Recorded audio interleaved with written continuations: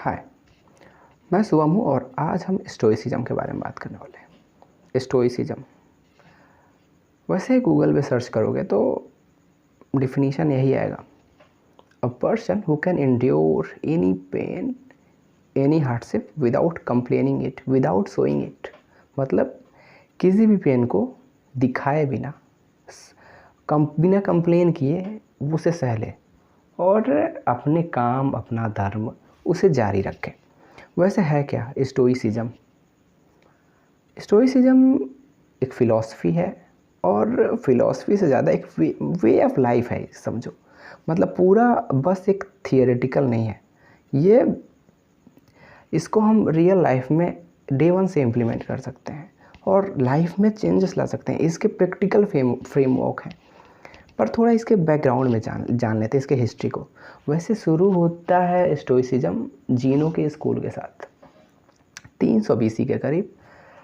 जीनो के written documents नहीं मिलते, पर उनके जो वर्चूज हैं वो हैंड ओवर जो भी उन्होंने पास किए हैं जनरेशन टू जनरेशन, वो मिल के कहीं ना कहीं किसी फॉर्म में मिल जाते हैं। जीनो की स्कूल के साथ शुरू हुई और रोम में आके मार्कस अरेलियस, सेनेका, इपिक्टेटस और बहुत सारे ऐसे ये कुछ फेमस पर्सनालिटीज हैं, इनके साथ आके और भी ज़्यादा इवॉल्व हुई। अब जीनो के डॉक्यूमेंट्स तो नहीं मिलते रिटन, पर बाकी ऐसे हम कुछ लोगों के बारे में जानते हैं, थोड़ा जान लेते हैं। Marcus Aurelius, my favourite personality.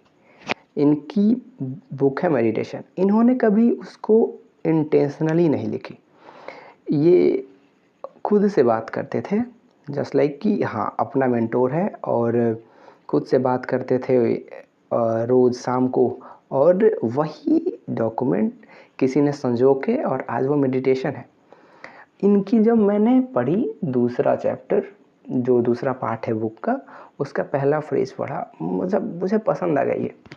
इन्होंने लिखा था उसमें कि मैं हर एक रोज़ सुबह उठता हूँ और उठ के कहता हूँ कि हाँ आज मैं बहुत सारे अनबायस्ड लोगों से मिलूँ, मतलब आज मैं बहुत सारे अनग्रेटफुल लोगों से मिलूँगा, बहुत सारे लालची लोगों से मिलूँगा, बहुत सारे बुरे लोगों से मिलूँगा, बहुत सारे ऐसे लोगों से मिलूँगा जो मुझ पर कंप्लेन करेंगे, मेरे को उंगली उठाएंगे या मुझे हर एक तरफ से बदनाम करने की कोशिश करेंगे। मतलब कहने का तात्पर्य है कि बहुत सारे बुराई वाले लोगों से, बुराइयों से भरे लोगों से भी मिलूँगा मैं, पर मैं उनको खुद पर हावी नहीं होने दूँगा।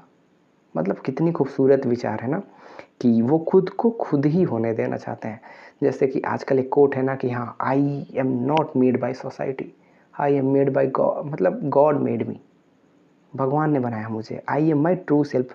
यही तो अच्छा होता है ना, यही तो वोल्वरीन ने कहा था अपने मूवी में कि सब तुम्हारा विजय वहाँ है जहाँ तुम रियल बनो, वो मत बनो जहाँ वो तुम्हें बनाना चाहते हैं। तो ये काफ़ी अच्छा लगा मुझे मार्कस अरेलियस के बारे में। सेनेका, वाह व्हाट अ ग्रेट पर्सनालिटी। इनका एक छोटा सा थॉट से हम शुरू करेंगे। इन फ्यूचर हम बहुत अच्छी अच्छी वीडियोस बनाने वाले हैं इन पे। ये मुझे बहुत पसंद है कि we suffer more in imagination, we suffer more in imagination. मतलब जैसे अब अगर इसको हम मस्त बढ़िया से समझें तो हमारा ब्रेन जो है वो नेगेटिव बायस है। क्यों है नेगेटिव बायस?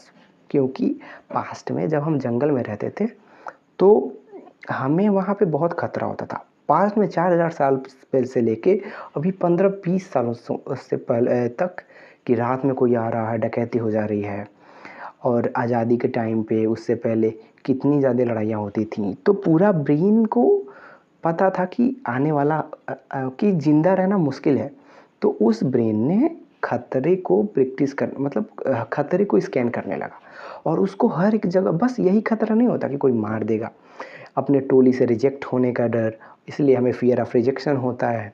कुछ खोने का डर तो फियर ऑफ मिसिंग होता है इसकी। तो ये सारे डर होते हैं, और इससे क्या होता है, जैसे कि कोई इमेजिनरी थ्रेट आ जाता है कि भाई, जैसे फॉर एग्जांपल जो जिससे हम लोग सफ़र करते हैं कि क्या हो एग्ज़ाम में हम फेल हो जाएं, तो एग्ज़ाम में हम फेल हो जाएं, अब रिजल्ट आया भी नहीं, हमने एग्ज़ाम दिया भी नहीं और हमने पूरी प्रेशर लेना शुरू कर देते हैं। पर क्या होता है, मे बी अगर इन वर्स्ट केस सिनेरियो अगर एग्ज़ाम में फ़ेल हो गए तो भी उसका ऑप्शन हम ढूंढ लेते हैं, कोई नहीं रुकता। क्या किसी मैक्सिमम लोग फेल होके अच्छा करते हैं ज़िंदगी में और नहीं फेल होते हैं कई बार। पर क्या है, we suffer more in imagination. जैसे कि एक बार थॉट आया और क्या हुआ थॉट का, जब थॉट हमने पकड़ा, अब थॉट तो मैग्नेटिक क्वालिटी की होती है, तो थॉट अपने जैसे 50 नेगेटिव थॉट को अट्रैक्ट किया। जैसे एक थॉट आया कि यार मैं फेल हो जाऊंगा, अब मैं फेल हो जाऊंगा तो अकेला थॉट नहीं आएगा, इसके बाद इधर से थॉट आएगा कि रिश्तेदार ताना मारेंगे, फिर आएगा कि अब मैं काफ़ी मेरी ईगो थी जो वो ख़त्म हो गई, मेरी दोस्तों मेरी इज्जत ख़त्म हो गई, मैं क्या फ्यूचर में कुछ कर पाऊँगा। ऐसे पूरे ब्रांचेस बन जाएंगे और अगर जल्दी निकल गया किसी वजह से तो अच्छा है, और नहीं तो अगर ये लूप बन गया तो पंखा दिख रहा है वहाँ पे, ऐसा ही होता है। तो ये वी सफ़र मोर इमेजिनेशन। तो ऐसा नहीं है कि बस कहना आसान है ये वो फलाना ढिमका, नहीं, ये स्टोइसिज्म है बच्चा, प्रैक्टिकली बहुत अच्छे से ये निर्धारित है। अब मार्कस एरेलियस का भी जीवन इतना आसान थोड़ी था। मार्कस एरेलियस जो थे बचपन में माता पिता खो दिए, बिट्रियल झेले, बहुत सारी लड़ाइयाँ लड़ी, बच्चे मर गए उनके, पर फिर भी उनके इतने अच्छे विचार थे। सेनेका लीगल एडवाइज़र थे, इपिक्टेटस एक स्लेव थे, स्लेव से एक टीचर बने।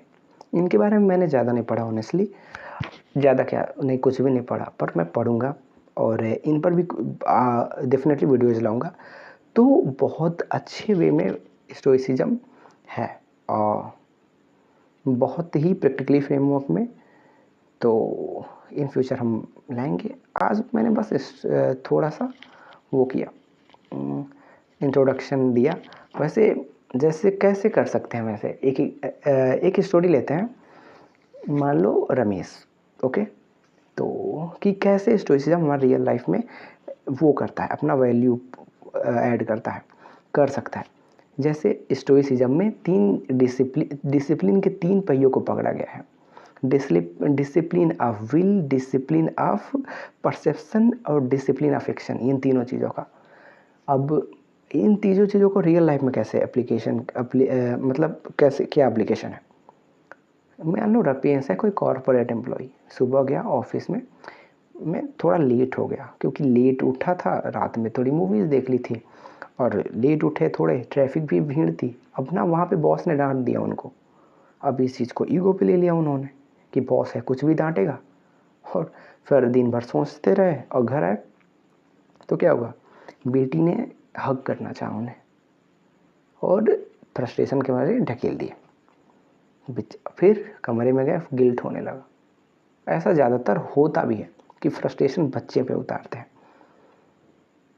पर दूसरा पर्सपेक्टिव देखते हैं इसका, जब आप स्टोइक हो तो जहाँ बॉस ने आपको डांटा वहाँ आप डिसिप्लिन ऑफ परसेप्शन काम आया ना, कि अगले के ऊपर भी बहुत ज़्यादा प्रेशर है, मुझसे ज़्यादा प्रेशर है और यहाँ पे गलती मेरी है, तो वो डिसिप्लिन ऑफ एक्शन दूसरा पिलर यहाँ पे काम आएगा कि वो शाम को जाएंगे, अपना अलार्म लगाएंगे और ज्यों आपने प्रॉब्लम को परसेप्शन आपका अच्छा था, आपका मूड भी हल्का हो जाएगा, आप बेटी को हक करेंगे, आप उसके साथ खेलेंगे और अगले दिन से आप अलार्म लगाएंगे और डिसिप्लिन ऑफ एक्शन के साथ डिसिप्लिन ऑफ विल भी आप सुबह करके उठ जाएंगे और ये तीनों पिलर आपका लाइफ बैलेंस कर देगा।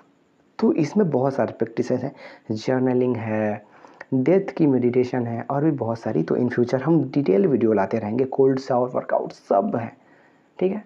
तो बाय, शुभम।